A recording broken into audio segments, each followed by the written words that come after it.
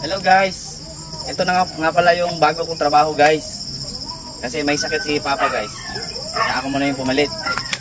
Ito yung ginagawa namin guys. Nagtutuba. Nagbibenta kami ng tuba guys at saka suka. Nasa ano to guys 20 na puno. Ganito lang ginagawa niyan guys.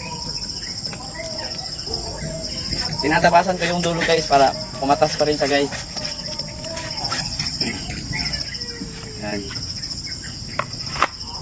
Papalitan natin ang lalagyan. Ito guys, yung tungog. Pampakulay. Kaya nagkulay pula yan dahil dito.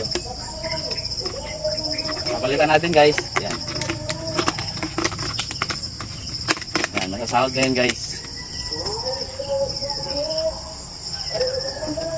Kukunin ulit natin guys. Kinabukasan, bukas.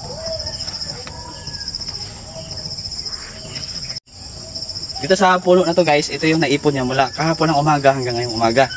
So marami-rami. Sana lahat ng puno ganito. Meron kaming 20 na puno ng nyug. Kung sana ganito karami lahat nang magbibigay ng tuba, mas marami. Saka sasalain pa namin to guys. Para mawala yung nahuhulog na ano dito guys, para matanggal.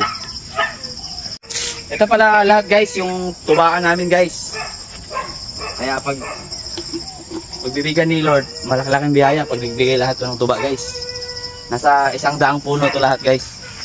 Pero yung nakukuha na namin ng tuba sa ngayon, nasa 20 pa lang. Dahil hindi rin ganun kadali.